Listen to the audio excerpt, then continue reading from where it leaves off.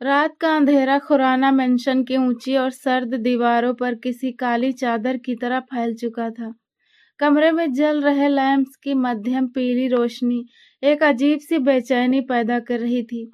ये कमरा जो किसी शाही महल से कम न था, नव्या के लिए एक सोने के पिंजरे के समान था। नव्या खिड़की के पास खड़ी थी, उसका पूरा शरीर एक सूखे पत्ते की तरह कांप रहा था।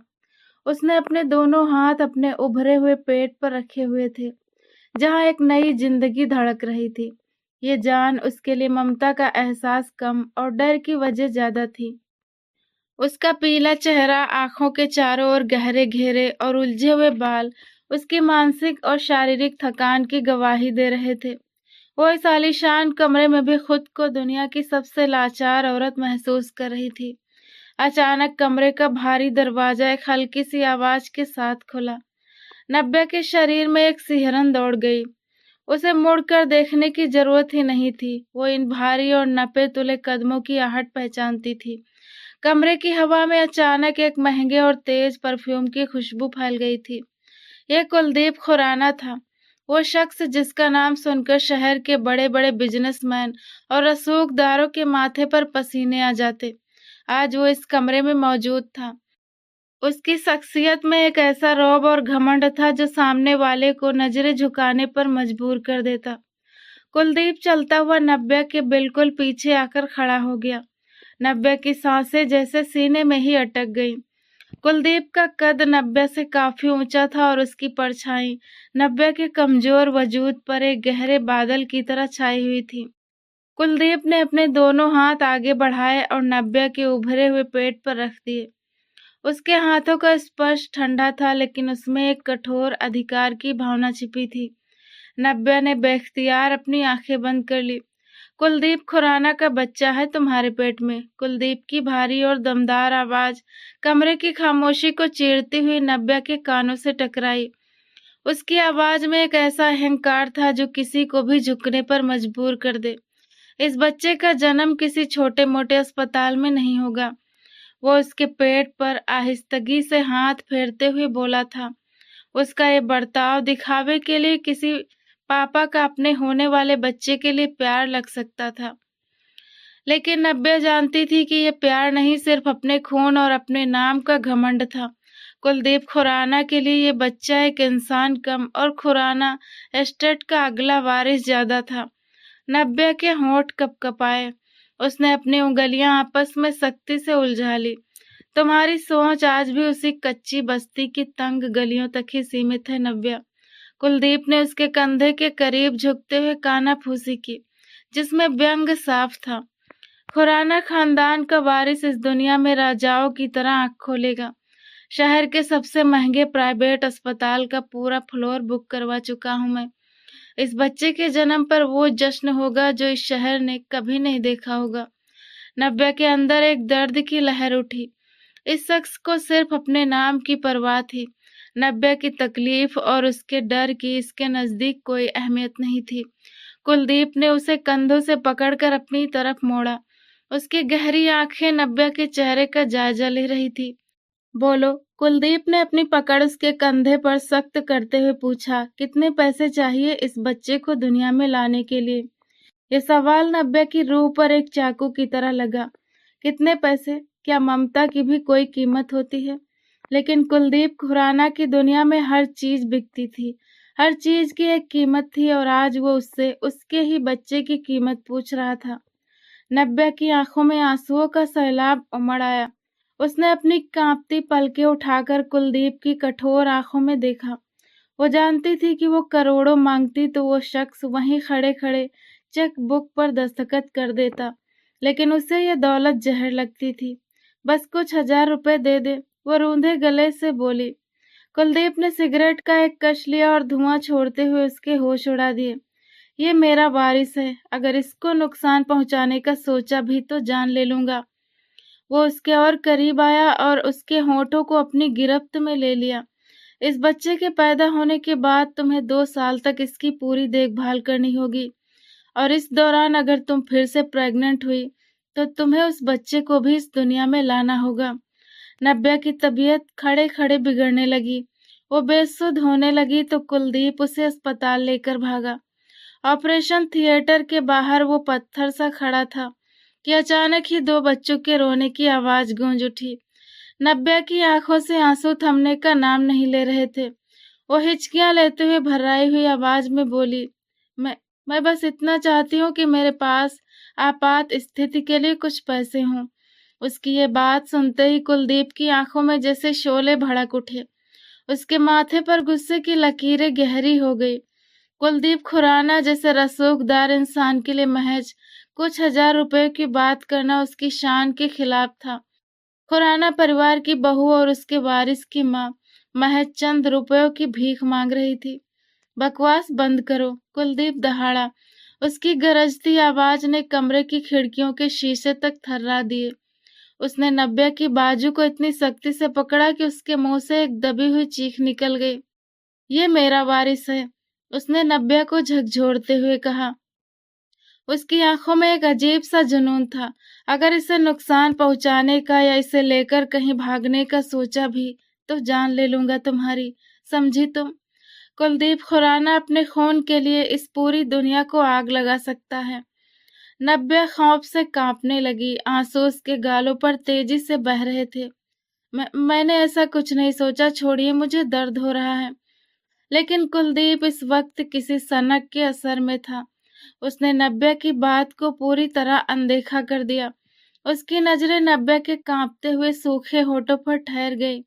इससे पहले कि नब्या कुछ समझ पाती या पीछे हटती, कुलदीप बेदर्दी से उसके करीब आया। उसने अपने एक हाथ से नब्या की गर्दन के पिछले हिस्से को जकड़ा और दूसरे ही पल उसने उसके होठों को अपने नियंत्रण में ले लिया। यह कोई प्यार भरा स्पर्श नहीं था, ये एक सजा थी, एक मालिकाना हक का दावा था और अपनी ताकत दिखाने का एक कठोर तरीका। नब्या का दम घुटने लगा। वो उसकी मजबूत पकड़ से निकलने के लिए अपने कमजोर हाथों से उसके चौड़े सीने पर वार करने लगी। लेकिन कुलदीप की ताकत के सामने उसकी कोशिश किसी चींटी की कोशिश से ज्यादा कुछ नहीं थी। उसने नब्या को तब तक नहीं छोड़ा जब तक उसका अपना गुस्सा कुछ शांत नहीं हो गया और नब्या की सांसें उखड़ने नहीं लगी। आखिरकार उसने नब्या को एक झटके से खुद से दूर कर दिया। नब्या लड़खड़ाई और बिस्तर के किनारे का सहारा लेकर गिरने से बची। वो खांस रही थी और उसका सीना तेजी से ऊपर नीचे हो रहा था। कुलदीप ने अपनी जेब से एक महंगा चांदी का लाइटर और सिगरेट निकाली। उसने सिगरेट सुलगाई और कमरे में धुआं और तंबाकू की तेज गंध फैलने लगी। वो बड़े सुकून से खिड़की के पास जाकर खड़ा हो गया, जहां कुछ देर पहले नब्या खड़ी थी। नब्या डरी हुई नजरों से उसकी चौड़ी पीठ को देख रही थी। वो जानती थी कि तूफान अभी थमा नहीं था। कुलदीप की खामोशी हमेशा किसी बड़े हादसे का संकेत होती थी। कुलदीप ने सिगरेट का एक गहरा कश लिया और धुआं हवा में छोड़ते हुए बिना पीछे मुड़े बोला, तुम्हारा काम सिर्फ इस बच्चे को जन्म देना नहीं है। उसकी आवाज अब पहले से ज्यादा ठंडी और भावनाहीन थी। कुलदीप ने अपनी बात जारी रखी और मुड़कर नब्या की तरफ देखा। उसकी आंखों में एक ऐसा फैसला था जिसे कोई नहीं टाल सकता था।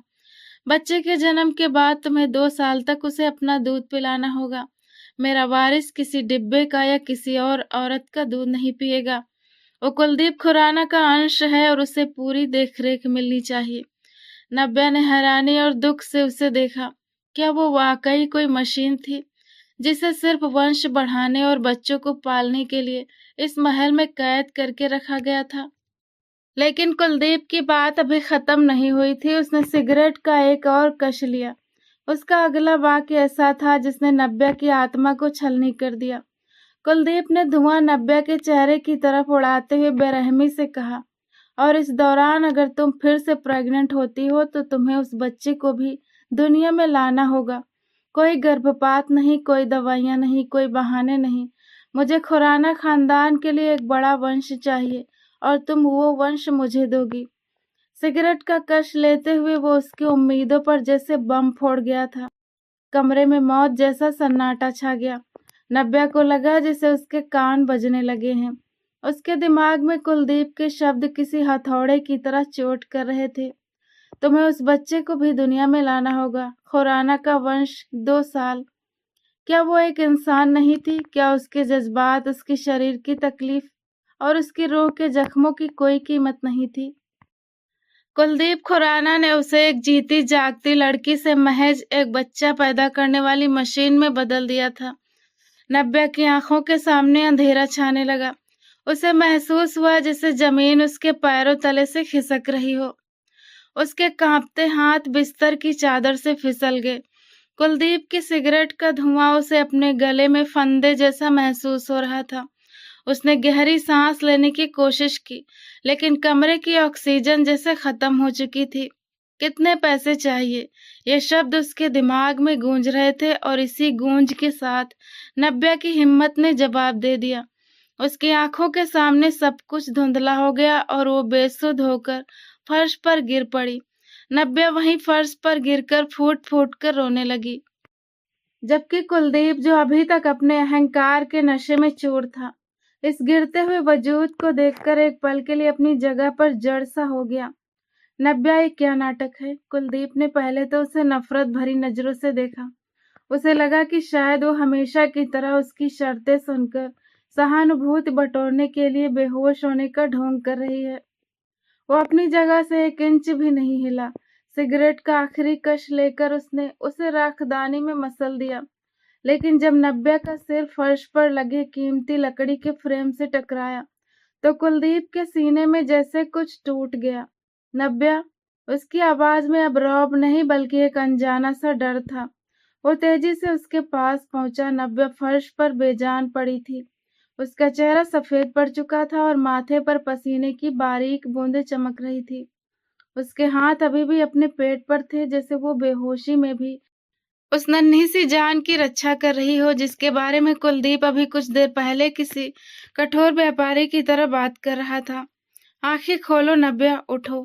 कुलदीप ने उसे कंधों से पकड़कर उठाया और बिस्तर पर लिटाया। उसके हाथ कांप रहे थे। ये वो कुलदीप खुराना नहीं था जो भी कुछ मिनट पहले अपनी ताकत जता रहा था। उसने तुरंत इंटरकॉम उठाया। राम सिंह, गाड़ी निकालो अभी, और डॉक्टर प्रिया को फोन करो कि हम अस्पताल पहुंच रहे हैं।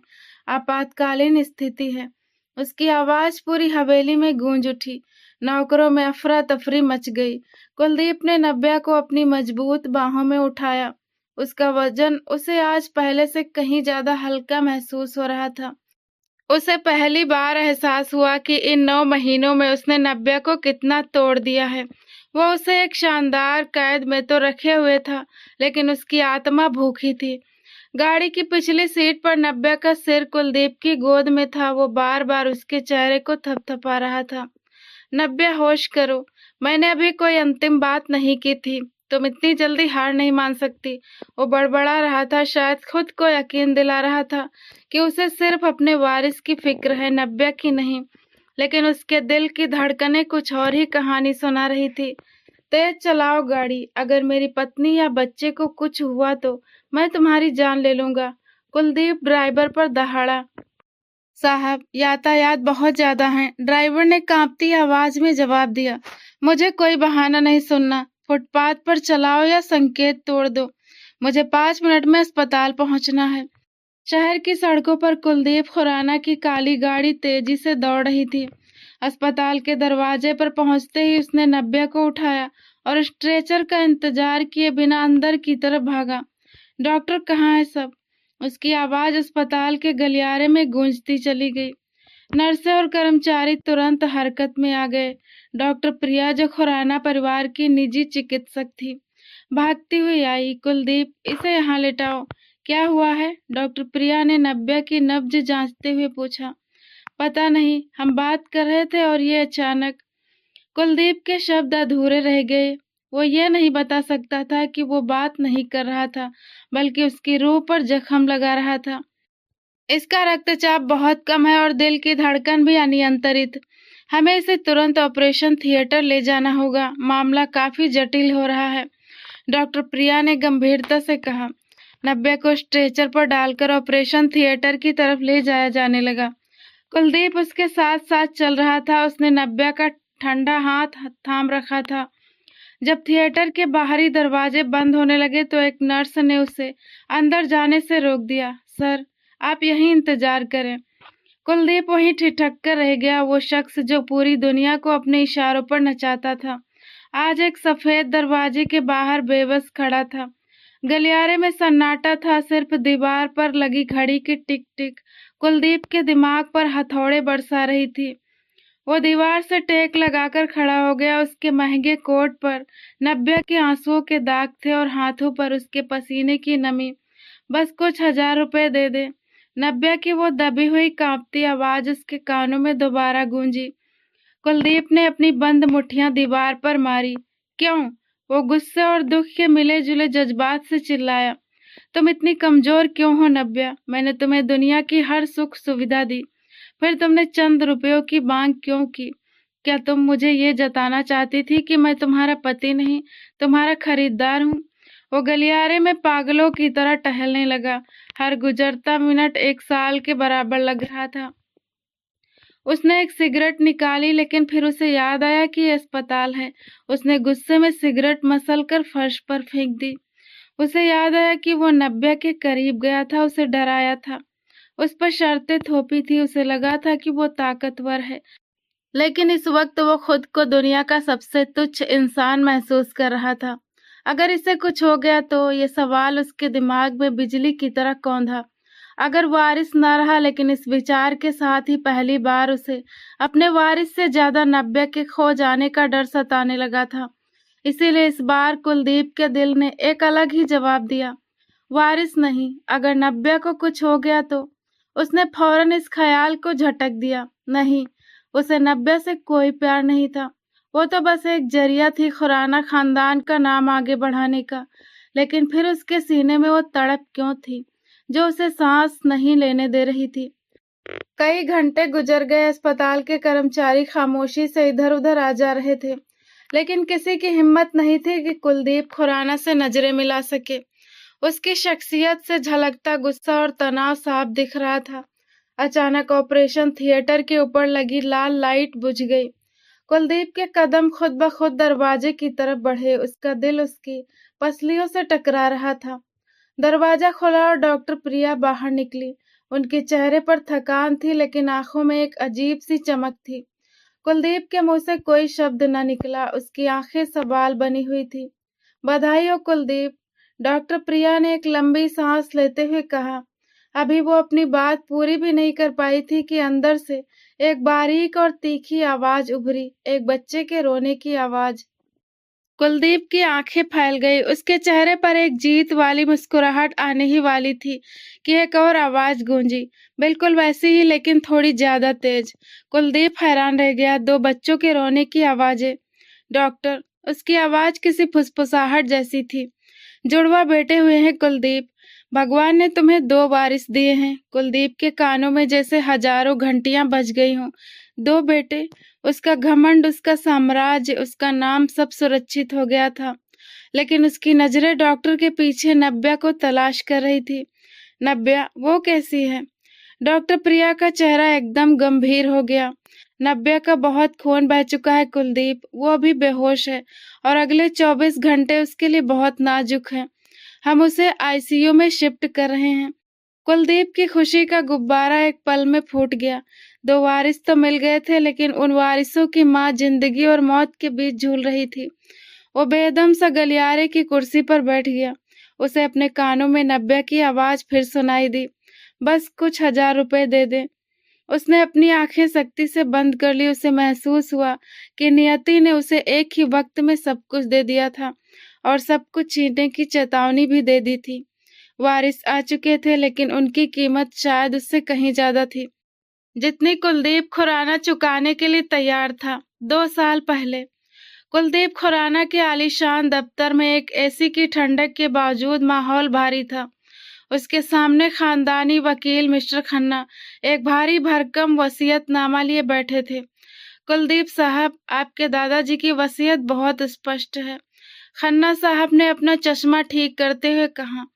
जब तक आप शादी करके खुराना एस्टेट को उसका असली वारिस यानी एक बेटा नहीं दे देते, तब तक संपत्ति का 70% हिस्सा और कंपनी के मालिकाना हक आपके चाचा के पास रहेंगे।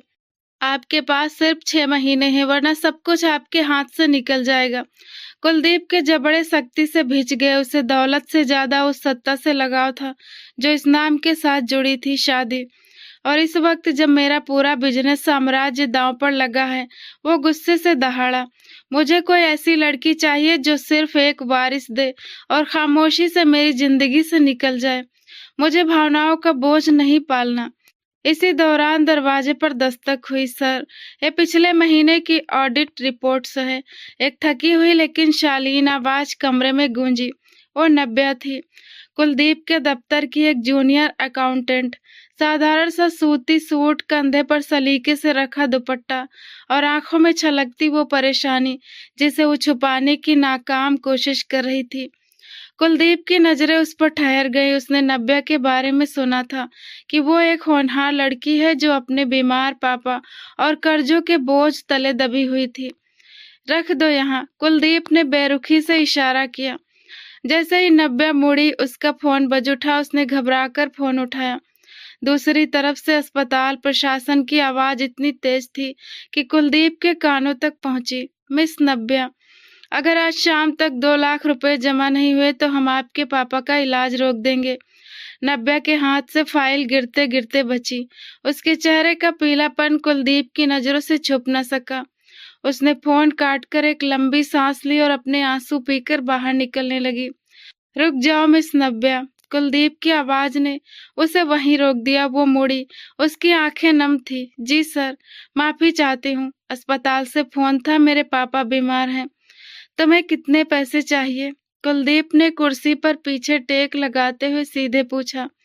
नव्या हैरान रह गई। सर, मैंने लोन के लिए आवेदन किया है, अगर आप उसे मंजूरी दे दे तो। मैं ऋण की बात नहीं कर रहा। कुलदीप उठा और चलता हुआ उसके करीब आया। उसकी शख्सियत का रौब नव्या को दीवार से लगने पर मजबूर कर रहा था। तुम्हारे पापा की जिंदगी, तुम्हारे घर का कर्ज और तुम्हारी सारी उम्र का आराम, इन सब की एक कीमत है। नव्या ने कांपती आवाज में पूछा। आप क्या कहना चाहते हैं? कुलदीप ने मेज से वसीयत का कागज उठाया और उसे दिखाया। मुझे एक वारिस चाहिए, कानूनी तौर पर एक ऐसी पत्नी जो मेरे खानदान को बेटा दे और बदले में अपनी कीमत वसूल करे। मैं तुम्हें इस नौकरी से निकाल कर खुराना हवेली की मालकिन बना दूंगा, लेकिन सिर्फ तब तक जब तक मेरा बेटा पैदा नहीं हो जाता। नव्या का रंग सफेद पड़ गया। ये आप क्या कह रहे हैं? मैं कोई बिकाऊ सामान नहीं हूँ, वो चीखी। हर इंसान की एक कीमत होती है नव्या, कुलदीप ने बेरहमी से मुस्कुराते हुए कहा। तुम्हारे लिए वो कीमत तुम्हारे पापा की जिंदगी है। तुम्हारे पास सिर्फ 2 घंटे हैं, या तो अपना स्वाभिमान बचा लो या अपने पापा को मरता हुआ देखो। नव्या के कदम लड़खड़ाए। उसने कुलदीप की आंखों में देखा, जहाँ कोई दया नहीं थी, सिर्फ एक व्यापारिक सौदा था। उसे अपने पापा का हंसता हुआ चेहरा याद आया, जो अब अस्पताल के सफेद बिस्तर पर मौत का इंतजार कर रहा था। कॉन्ट्रैक्ट क्या होगा? उसने बड़ी मुश्किल से अपने सूखे गले से आवाज निकाली। कुलदीप की आंखों में जीत की चमक आई। उसने मेज से कागज और कलम उठाई। साधारण सी शर्तें हैं, शादी होगी, लेकिन ये सिर्फ एक कानूनी ढाल होगी। बच्चा पैदा होने तक तुम इस महल में रहोगी। जैसे ही बेटा पैदा होगा, तुम्हें उस बच्चे को 2 साल तक अपना दूध पिलाना होगा, क्योंकि मैं खुराना खानदान के वारिस की परवरिश में कोई कमी नहीं छोड़ना चाहता। इसके बाद तुम्हें तलाक दे दिया जाएगा और एक भारी रकम देकर आजाद कर दिया जाएगा। तुम कभी पलट कर इस बच्चे पर अपना हक नहीं जताओगी। नव्या की रूह कांप गई। माँ का हक कैसे भूल सकते हैं आप? आप मुझसे मेरा बच्चा छीन लेंगे। वो मेरा वारिस होगा नव्या, तुम्हारा नहीं। कुलदीप ने कड़वाहट से कहा। तुम सिर्फ एक माध्यम हो उसे दुनिया में लाने का। बोलो, मंजूर है? नव्या की आंखों से एक आंसू टपक कर उस समझौते के कागज पर गिरा। उसने कांपते हाथों से कलम उठाया। मैं साइन कर दूंगी, लेकिन याद रखें कुलदीप साहब, आपने मेरी मजबूरी खरीदी है, मेरा दिल नहीं खरीद पाएंगे। कुलदीप ने व्यंग से ठहाका लगाया। दिल? मुझे तुम्हारे दिल की जरूरत भी नहीं है। मुझे सिर्फ वो खून चाहिए जो मेरे वंश को आगे बढ़ाए। कुलदीप ने फाइल बंद कर दी उस वक्त कि कुलदीप खुराना को लगा था कि वो जीत गया है।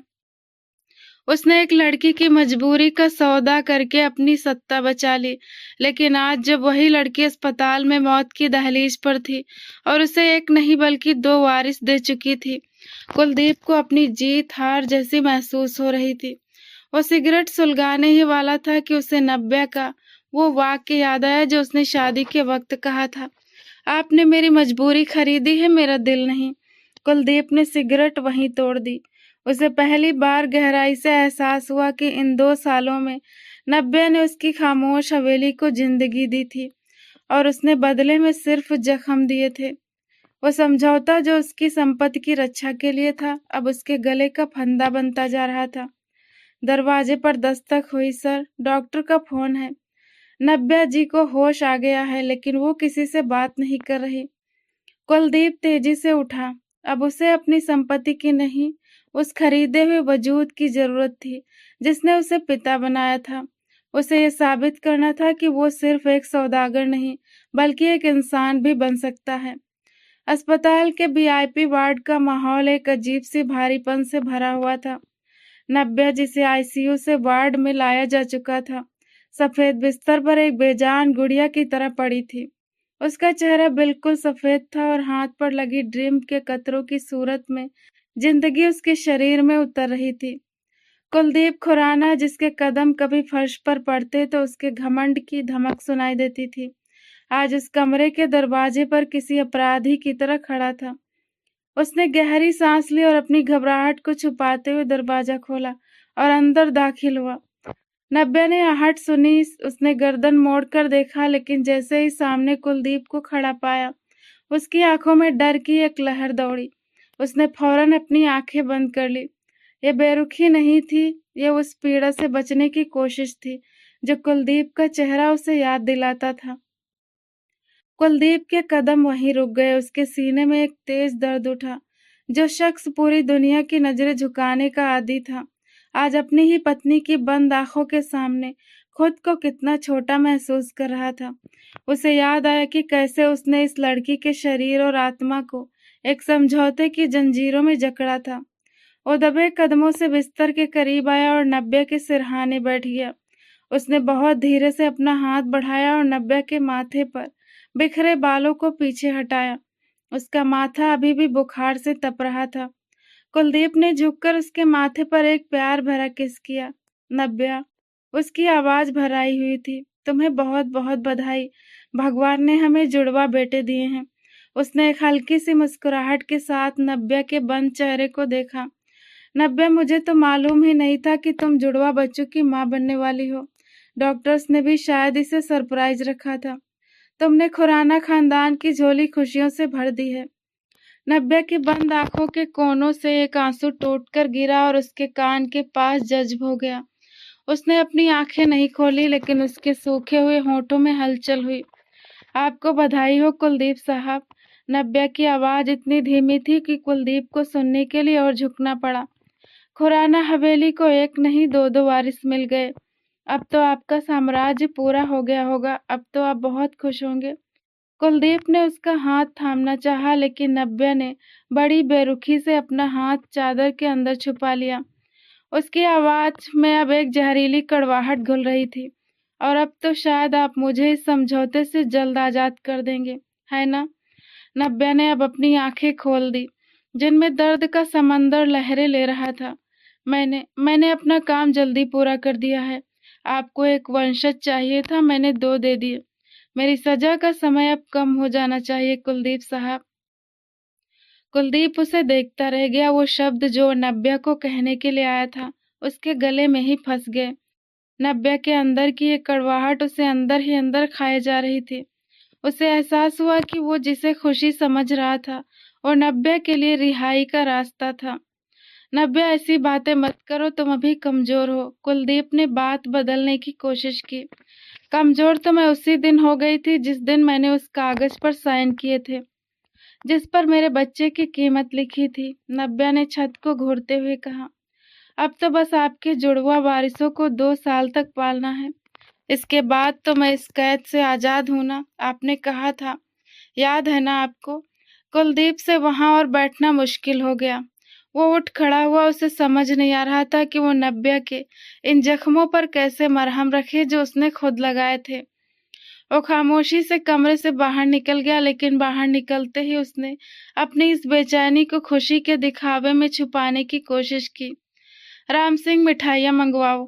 कुलदीप ने गलियारे में मौजूद अपने सुरक्षा कर्मी को तेज आवाज में आदेश दिया। पूरे अस्पताल में, हर वार्ड में, हर नर्स और कर्मचारी को मिठाई बंटनी चाहिए। किसी का हाथ खाली न रहे। थोड़ी ही देर में अस्पताल की राहदारी में चहल पहल शुरू हो गई। कुलदीप खुराना खुद मिठाई के डिब्बे बांट रहा था। वो हर डॉक्टर और नर्स को देखकर मुस्कुरा रहा था, जो उसकी शख्सियत के बिल्कुल विपरीत था।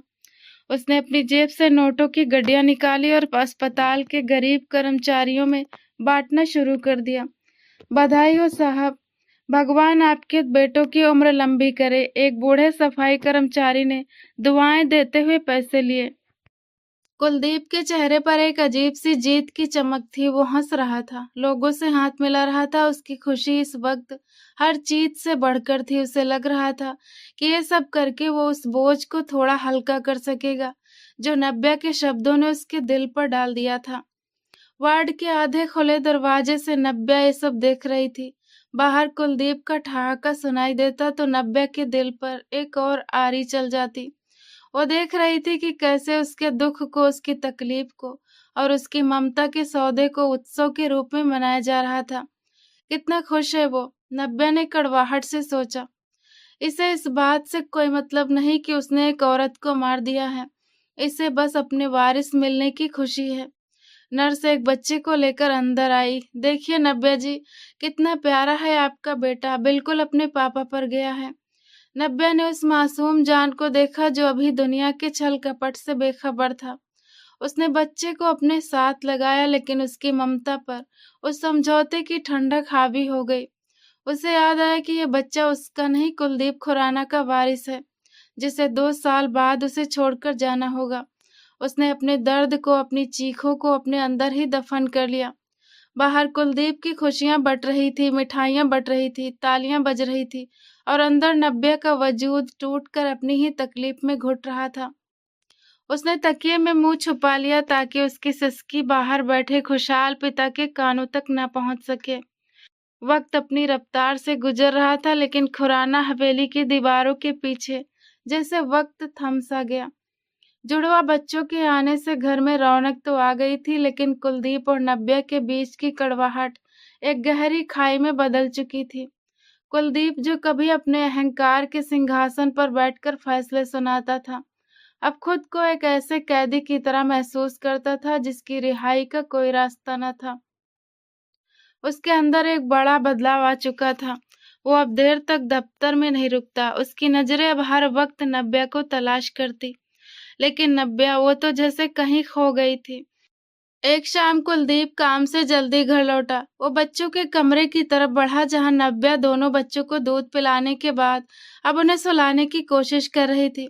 कमरे में हल्की सी लोरी की आवाज गूंज रही थी, लेकिन जैसे ही कुलदीप की आहट हुई, नव्या एकदम खामोश हो गई। उसके चेहरे के भाव पत्थर की तरह सख्त हो गए। कुलदीप कुछ देर खामोशी से उसे देखता रहा। नव्या ने खुद को पूरी तरह बच्चों के लिए समर्पित कर दिया था। वो उनकी हर जरूरत का ख्याल रखती, रातों को जागती, लेकिन उसकी अपनी आंखों के चारों ओर काले घेरे उसकी अंदरूनी टूट फूट की कहानी सुना रहे थे। नव्या, तुमने आराम नहीं किया? कुलदीप ने हमदर्दी भरे लहजे में पूछा और उसके करीब आने की कोशिश की। नव्या ने बच्चों को पालने में लेटाया और बिना मुड़े निहायत सपाट लहजे में जवाब दिया, जरूरत नहीं है। लेकिन तुम्हारी तबीयत? कुलदीप ने बात पूरी करनी चाहिए। मैं ठीक हूँ, नव्या ने उसे बीच में ही टोक दिया। उसका जवाब इतना छोटा और रूखा था कि कुलदीप के दिल पर किसी ने जैसे नश्तर चला दिए हो। कुलदीप ने गहरी सांस ली और बिस्तर के किनारे बैठ गया। नव्या, मैं देख रहा हूँ कि तुम बच्चों के लिए कितनी मेहनत करती हो। मैंने सोचा था कि हम अगले हफ्ते कुछ दिन के लिए बाहर चलें, तुम भी थोड़ा बदलाव महसूस करोगी। नव्या मुड़ी और उसकी आंखों में देखते हुए एक ऐसी मुस्कुराहट दी जिसमें जहर भरा था। बाहर किस हैसियत से कुलदीप साहब, एक समझौते के तहत पलने वाली आया की हैसियत में, या उस मशीन की हैसियत में जिसने आपको 2 वारिस दे दिए हैं। 90 में बदलना चाहता हूँ। मैं वो समझौता खत्म करना चाहता हूँ। कुलदीप की आवाज में विनती थी। समझौता खत्म करने से सच्चाई नहीं बदलती। 90 ने ठंडे लहजे में कहा, आपको पिता बनना था, वो आप बन गए। मुझे अपनी सजा काटनी है, मैं काट रही हूँ। अब आपको मुझसे क्या चाहिए? मेरा दूध बच्चों के लिए है, मेरा वक्त उनके लिए है। आपके लिए मेरे पास कुछ नहीं है, ना कोई बात, ना कोई भावना।